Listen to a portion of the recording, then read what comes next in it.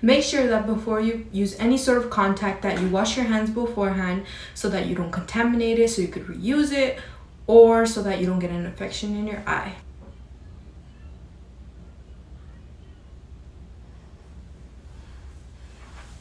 So here's one of the contact lenses in. As you could see, they make your eyes look a lot bigger. It's kind of supposed to give off the doll effect, like the doll eyes effect. But again, make sure to wash your hands before and after using. So make sure that you wash your hands before you put them on and after you take them off. So there's one eye. Quite easy to put in. All you have to do is open your eye and make sure you don't blink and insert the contact like I've shown.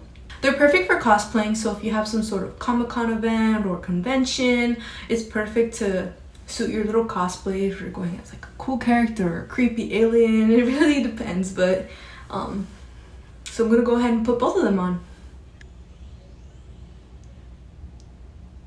So as of putting on any contact, yes, it is gonna make your eyes a little watery, but I can see perfectly fine. I can see really good with these on. And yeah, they make my eyes look super cute, super big. So I'm gonna go ahead and show you the rest of my makeup and show you my final look. Okay, so this is the final makeup look.